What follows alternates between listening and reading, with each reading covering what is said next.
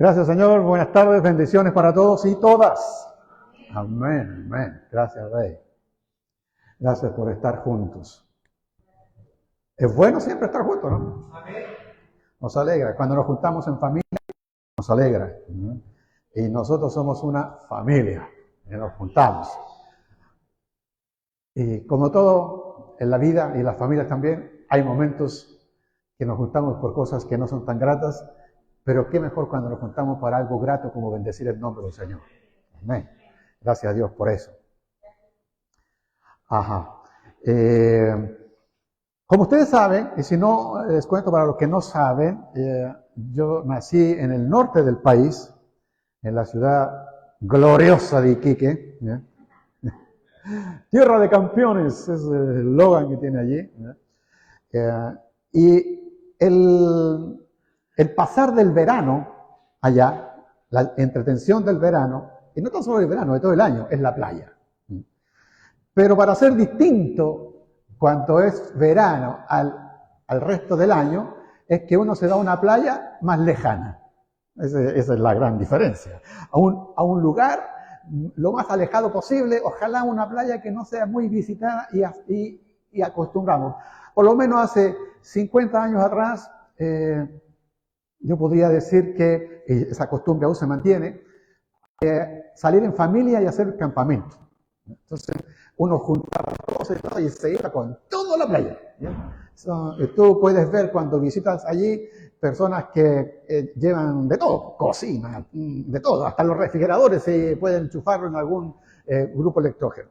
Bueno, en el caso mío, mi familia paterna era mucho de eso, le gustaba aquello, y buscaban playas muy lejanas. Yo era pequeño y en una ocasión de esas, todos metidos en una carpa hechiza, en ese entonces todavía no conocíamos las carpas que son hoy día, que uno aprieta un botón y se abren. No, estas son hechizas que seguramente mis tías y mi abuela habrán cosido, qué sé yo. La cosa es que habría una carpa donde todos estábamos dentro. Y en una noche, en particular, cuando ya se habían apagado todas las velas, yo pego un grito. Era niño, pero tenía la edad suficiente para recordarme hasta el día de hoy. Y siento en mi pierna un ardor y siento el grito, y entonces ustedes entenderán que a esa altura buscar el fósforo y la vela para prender y no es algo rápido. Y entonces solo yo quería que me quitaran, quítenme eso que tengo en mi pierna. Y con el calor del día, sin darnos cuenta y sin saber, lo que no recuerdo quién fue, pero claramente me descubrieron, sacaron las frazadas que estaban allí con velas y todo, y salió de entre mis piernas un alacrán. O algunos lo conocen como un escorpión de playa, de estos que son con la cola amarilla parada. Me había picado en la pierna. Y sentía el ardor, y yo quería ahora que me quitaran el ardor. ¡Quítame eso! Y mi abuelo paterno, mi abuelo Pablo, saltó entre los que estaban seguramente tendidos allí y agarró mi pierna y empezó a succionar. Y succionaba y succionaba y escupía, succionaba y escupía, porque dijo, tengo que quitarle el veneno.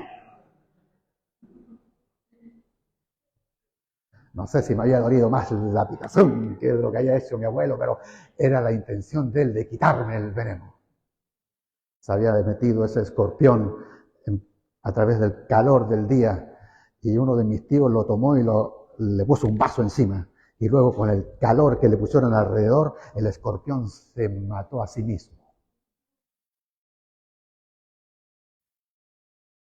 Hoy quiero contarles respecto a la palabra quitar, como acaba de cantar la Carito. El quita, el quítame. Este quitar, quiero que sea la palabra que tal vez pueda traernos luz, iluminación a nuestro corazón. Quitar, ese verbo, quitar.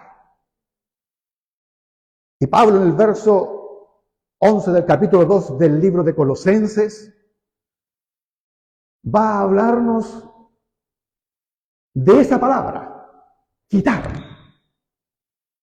Y quiero que estén atentos allí porque hablaremos 3 veces de quitar. Dice el verso 11, y en él, refiriéndose a Jesucristo, y en él fueron circuncidados con una circuncisión no hecha por manos. ¿Para qué? Para quitar la carne de pecados mediante la circuncisión de Cristo. Y fueron sepultados con él en el bautismo, por el cual resucitaron con él, porque creyeron en el poder de Dios, que los resucitó de entre los muertos. Pablo enfrenta en su tiempo a un grupo de cristianos de matriz judía. Se habían convertido al cristianismo, creían en Jesús como el Mesías, pero seguían pensando todavía dentro de la matriz, dentro de la base judía. Y entonces ellos, cada vez que se convertía alguien al cristianismo, iban rápidamente y les decían, ahora que ya tú te has convertido y eres parte del cristianismo y crees en Jesús, lo que tienes que hacer es circuncidarte. Atendiendo al pacto y a la promesa que Dios había hecho a Abraham en el libro del Génesis, que para que ellos fueran identificados como parte del pacto, del pueblo del pacto, de esa comunidad, tenían que circuncidarse. Y entonces muchos de ellos pensaron que bastaba tener la circuncisión para estar listo con Dios y estar asegurado un puesto de salvación al lado de Dios. ¿Por qué? Porque estaban circuncidados. Olvidándose que muchos profetas habían dicho que la circuncisión, más que el acto físico, era el acto espiritual que ellos debían obedecer a Dios por sobre todas las cosas. Quitar todo lo que se opone a la voluntad de Dios. Quitar todo aquello que se opone.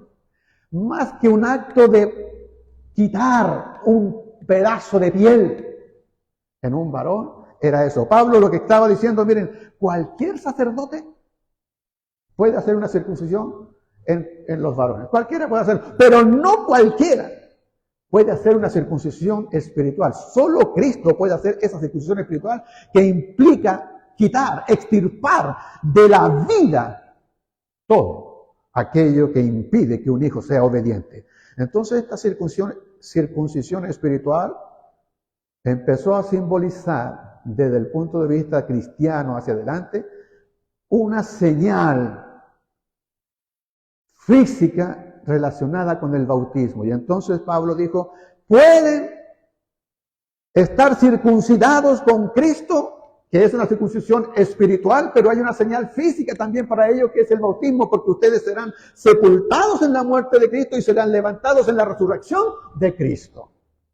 Hasta allí, los hermanos que participaron en el bautismo la semana pasada tendrán que recordarse, porque hasta allí, dentro de las clases, yo les podía explicar. Pero quedaron cosas pendientes que hoy quiero tomar para que las puedas considerar. Cuando alguien se entrega a Cristo, cuando alguien entrega su vida al Señor y decide seguirlo como un discípulo, como una discípula de Él quita algo. Así como los hebreos creían que bastaba la circuncisión física en su cuerpo y se creían con eso ya autosuficiente.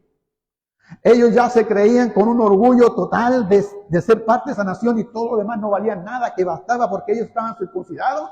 Cuando alguien conoce al Señor y nuestra vida se circuncidada de manera espiritual y participamos en el bautismo, lo que el Señor trata con cada uno de nosotros es precisamente con eso, con ese tipo de orgullo, con ese tipo de autosuficiencia, de pensar de que nuestros méritos son suficientes para conseguir lo que sea de Dios y casi como que Dios nos debe a nosotros más que nosotros deberle a Él. Dios trata con cada uno de nosotros con esa autosuficiencia, con ese orgullo que nos hace pensar erróneamente de creer que nosotros podemos salvarnos hacia nosotros mismos. Y en su lugar nos pone humildad. Busca esa humildad en nosotros a través de su espíritu, de la dependencia, de depender de su gracia, no de nuestras capacidades, sino de la gracia del Señor. ¿Están de acuerdo? Pablo nos recuerda que la verdadera circuncisión no es física, sino espiritual. Quitar de la vida todo aquello que impide obedecer a Dios. Hasta allí. Pero Pablo continúa en el libro de Colosenses. Pablo continúa con una imagen ahora que es muy poderosa, que pretendo que sea el centro de esta palabra. Es respecto del acta de los decretos. Déjenme que les lea el verso 14, por favor. El verso 14 dice así: y mediante sus mandamientos canceló el documento de nuestras deudas, el cual nos era adverso. Y nuevamente la palabra, quitándolo de en medio en su cruz. ¿Qué es esto de este documento?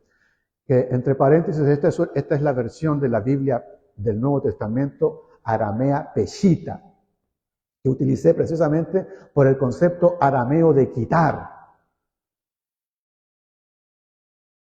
Usa dos palabras que quiero y se las voy a mostrar dentro de un instante.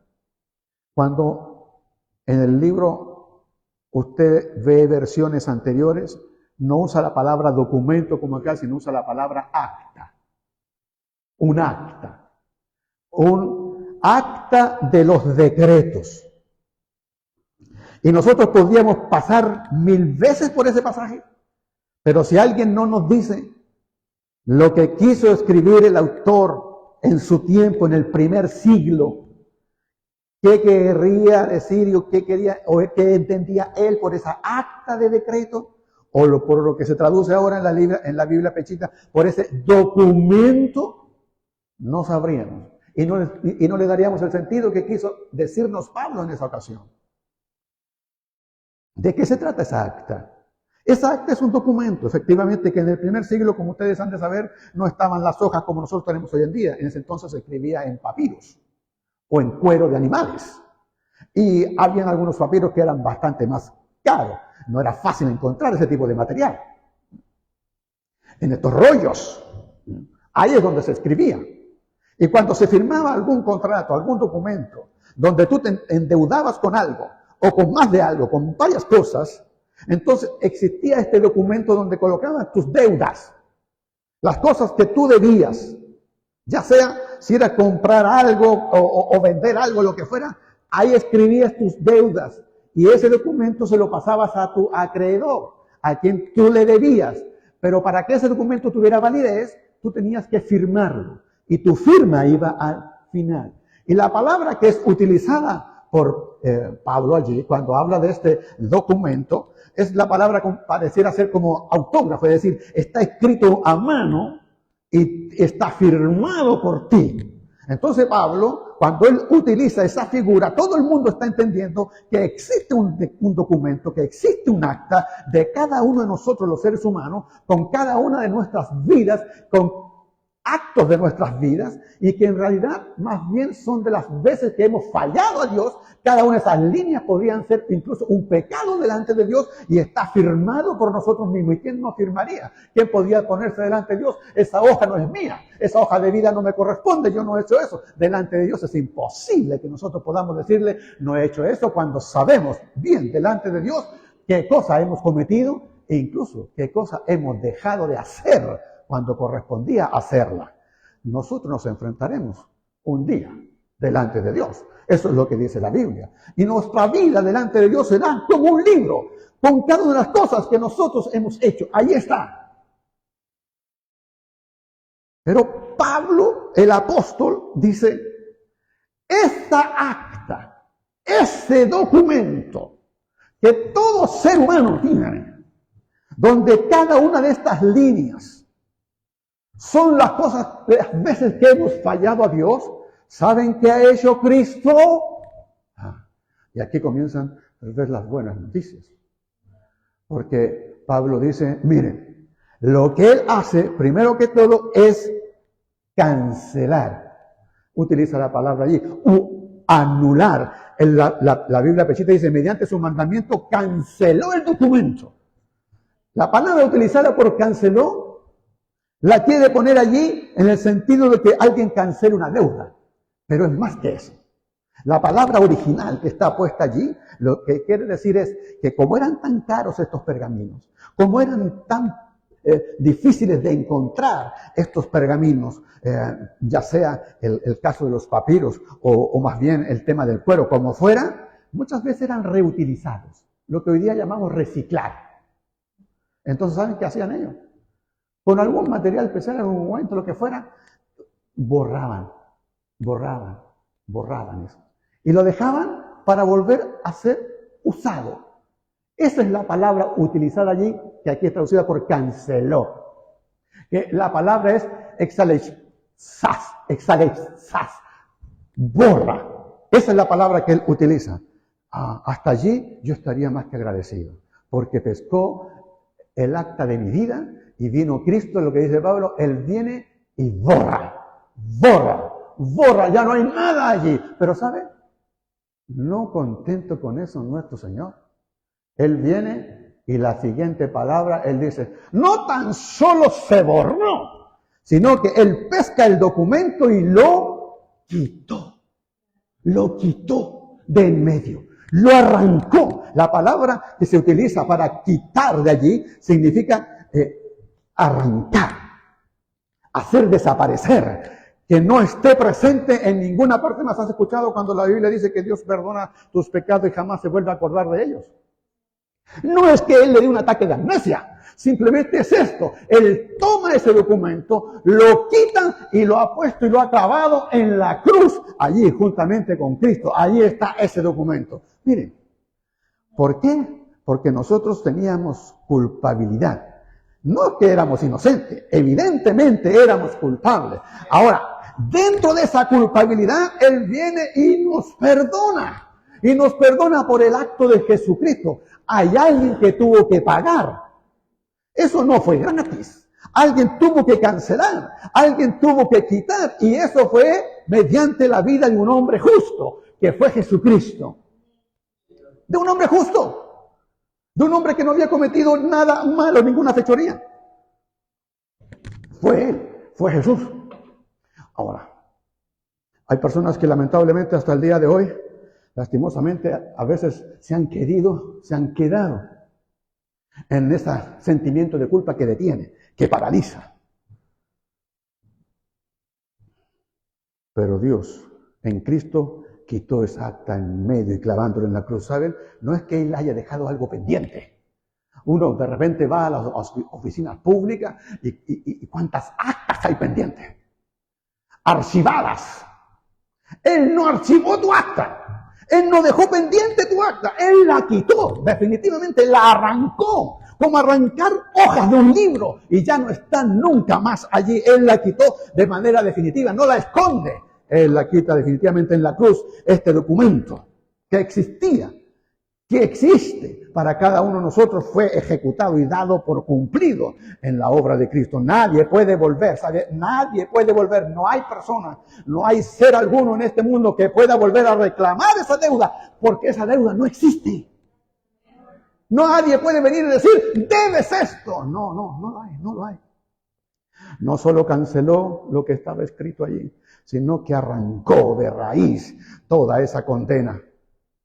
Cristo quita la culpa que paraliza, ese temor constante a que voy a ser castigado. Dios quita aquello. Muchos viven atrapados en esa vergüenza. Pero si no has sido alcanzado por la misericordia del Señor y no has optado por esto, es probable que aún sigas teniendo esa culpa.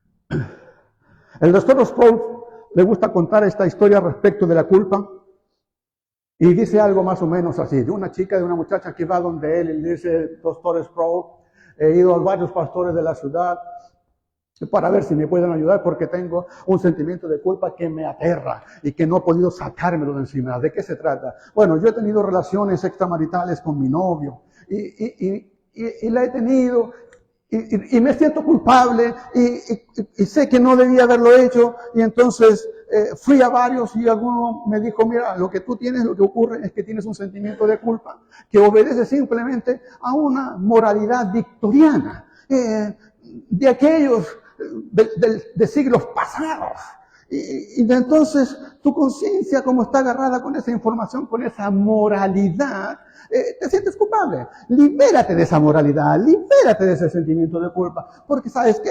No eres la única. Son todos. ¿Cuántos compañeros tuyos están exactamente en lo mismo? Y ella dijo, sí, yo lo sé. En la universidad es común.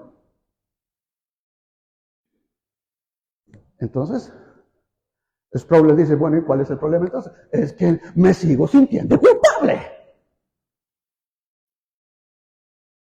Sproul le dice, te sigues sintiendo culpable porque eres culpable. Como sea la información que hayas tenido, sigues sintiéndote culpable porque así te sientes y eres culpable. Necesitas, no porque la mayoría haga algo, necesitas acudir a la única persona que puedes sacar, no esa línea de tu acta, sino arrancar el acta de los decretos que están allí y cada vez te martirizan, y te martirizan, y te martirizan.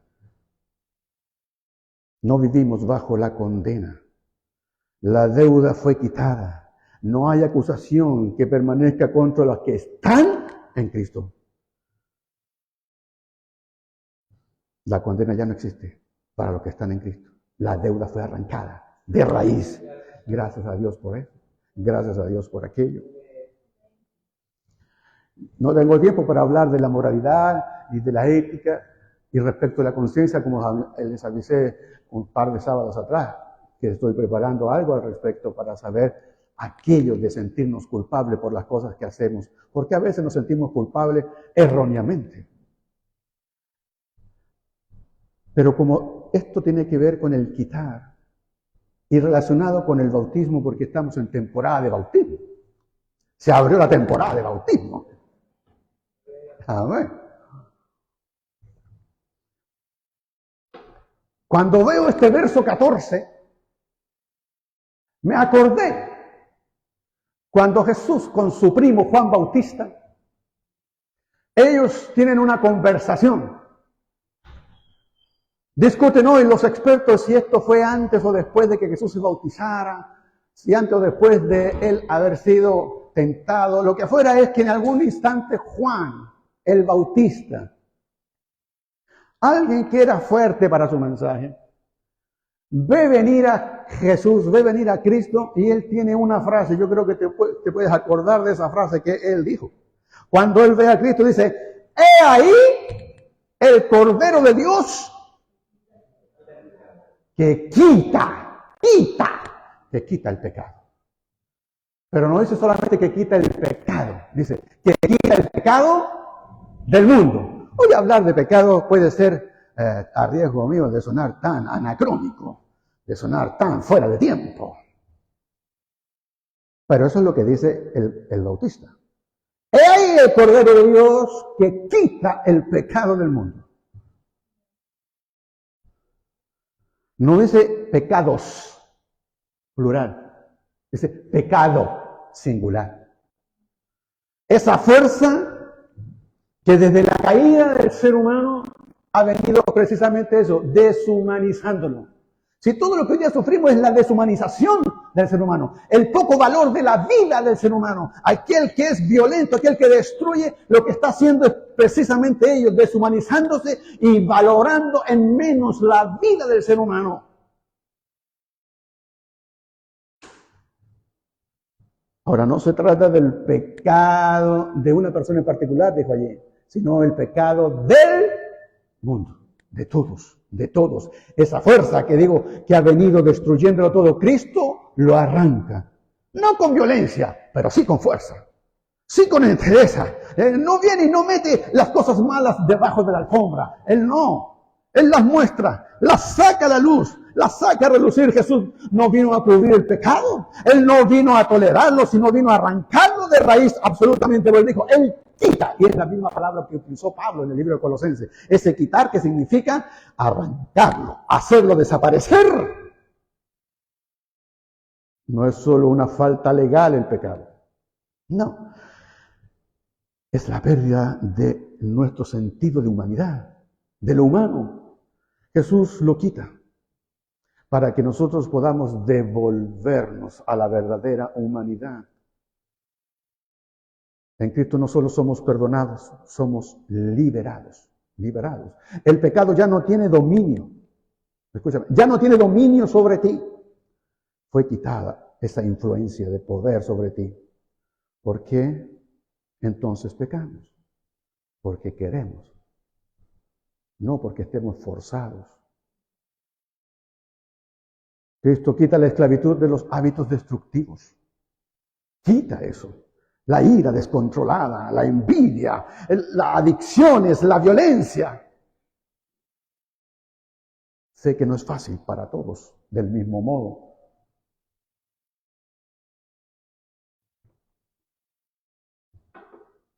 Si me permite, tengo 2 experiencias al respecto.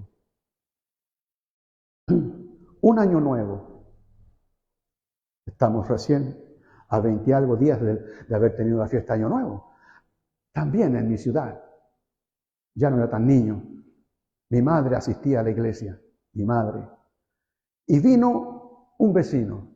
De esos que le gusta celebrar con abrazos a todos los vecinos de la cuadra. Y en la última casa ya hay que ir a buscarlo porque está botado de borracho. Y todos lo conocíamos a él. Llegó a la casa, ¡vecino! Y ahí está. ¡Feliz Año Nuevo! Muy alegre. Portuario, trabajaba en el puerto. Hombre rudo.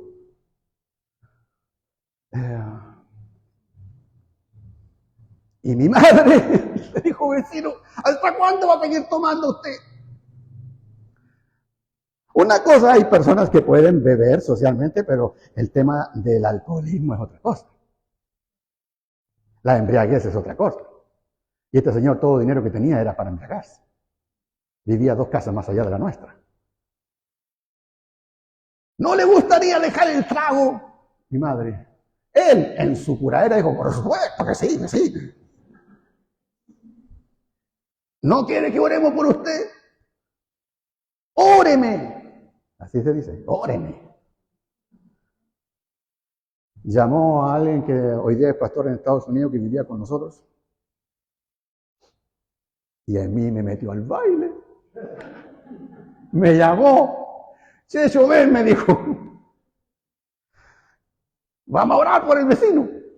Y yo creo que le conté alguna vez esto. Y lo puso al medio. Y me tomó la mano de Raúl, y entre los 3 hicimos un círculo. Y mi mamá se pone a orar. Todo bien. Señor, ayuda al vecino. Y de repente sale un alarido. ¡Oh, Dios mío! Así que el corazón se me va a salir y ya abrí los ojos y lo veo a él. Mire, él no era más alto que yo, pero en ese rato medía como 2 metros. Así.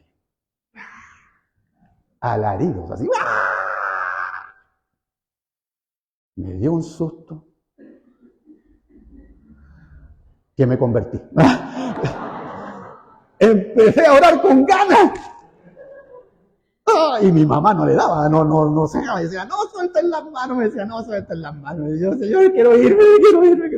Y yo estaba, y estuvimos ahí no sé cuántos ratos. La cosa es que en un minuto, ¡fum!, cayó al suelo con una pelota así.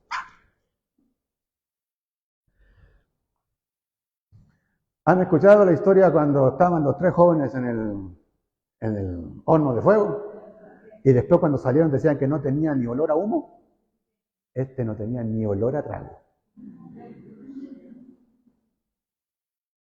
Federico Fuentes se llama. Al domingo siguiente estaba con un acordeón en la iglesia. No sabía tocar, pero digo, quiero cantarle al Señor. No bebió nunca más. Porque las adicciones, nuestro Dios, Él las quita. ¡Las quita! Mi padre, dedos amarillos de tanto fumar, era capaz, si se podía, robaba para fumar. Una adicción tremenda. Me llamaba cada vez que yo llegaba a casa para que yo entrara a su pieza. No podía entrar. Una de las cosas por las cuales yo no fumé. Fumé algunas veces, pero no me metí a eso, era porque no podía aguantar el olor, las cortinas, la ropa de cama. Y un día, Dios es grande, en un culto familiar, mi mamá siempre le decía, ven, está con nosotros. Y decía, no, que usted nomás. Y nosotros hicimos nuestro culto familiar y de repente mi madre me dice, ven, me dijo, tu papá está ahí en la pieza, se había quedado, no se puede levantar y está llorando. ¿Qué? Llorando él. Yo traté de agarrar, levantar y no podía, y no se podía, y no se podía. Había tenido, sus piernas estaban totalmente paralizadas hacia abajo. Fue esa noche que entregó su vida al Señor, no fumó nunca más. Nunca más. Le digo, sus dedos amarillos. Cristo quita la esclavitud de los hábitos destructivos. Él quita la esclavitud de los hábitos destructivos, de aquellas adicciones destructivas. Quita la ira descontrolada, la envidia, las adicciones, la violencia, las quita. Estas fuerzas deshumanizan. Estas cosas nos alejan de Dios, pero Él nos introduce esta ley, la ley del Espíritu, que reemplaza aquello. Oh, la obra de Cristo no es parcial. La obra de Cristo no es simbólica. La obra de Cristo es definitiva. Amén, es definitiva. Oh, mira, Él quita el orgullo que impide que nosotros obedezcamos, como el caso de los hebreos. Él quita la culpa que paraliza, como aquella acta de decretos. Él quita los hábitos que nos esclavizan. Miren, en el antiguo tiempo, a veces se pensaba que para arreglar todo había que destruir el mundo, y el mundo se destruyó con el diluvio, con el caso de Noé. Hoy Dios no hace eso. Dios salva a las personas. Oh, gracias a Dios por eso. Lo que nos condenaba ya no existe. ¿Escuchó eso? Lo que nos condenaba a nosotros ya no existe. Lo que te condenaba a ti ya no existe. Mira, lo que nos esclavizaba ya ha sido derribado, ya ha sido arrancado. Aquello que nos separaba de Dios ya ha sido quitado. Toda aquella condena que estaba sobre nosotros, ahora hemos pasado a ser libres en Él. Libres. La deuda que antes teníamos ha sido cancelada, ha sido pagada. Del pecado hemos sido nosotros liberados y hemos pasado a una nueva vida. Y gracias a Dios por eso. Nuestra fe no se basa en lo que nosotros podamos añadir, en lo que nosotros podamos agregar y sumar a lo que Dios hace. No. Nuestra fe se basa en lo que Dios quitó de nosotros. Todo aquello que Él eliminó en la raíz de todos los problemas. Iglesia, el Evangelio es la buena noticia. El Evangelio de Cristo es todo lo que nos separaba, todo aquello que nos apartaba de Dios. Él lo quitó. Él lo quitó, gracias a Dios por eso. Quitó la deuda, quitó el pecado, quitó la condena. Por eso podemos vivir en libertad y podemos hoy con gozo, con alegría, podemos decir que Cristo quitó lo que nos condenaba y nos ha dado vida nueva. Si aún no has experimentado esto, esta es la oportunidad. Porque Él aún sigue obrando en la vida y quitando aquellas cosas que nos separan y nos dividen.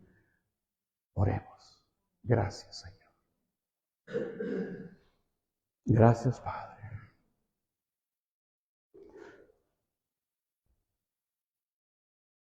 Mediante sus mandamientos canceló el acta de los decretos que era contraria a nosotros. Mediante sus mandamientos canceló el documento de nuestras deudas, el cual nos era adverso, quitándolo de en medio en su cruz, en su cruz. Allí lo llevó el justo, el inocente. Pagó, Él canceló, Él pagó, Él quitó aquello que nos separaba de Él. Y hoy podemos acercarnos tranquilamente al trono de la gracia, a su gracia. No a lo que nosotros merecíamos, porque merecíamos la muerte. Pero Él se llevó la muerte y me dio la vida. Gracias por eso, Jesús. Gracias, Señor. No podemos ser tan mal agradecidos.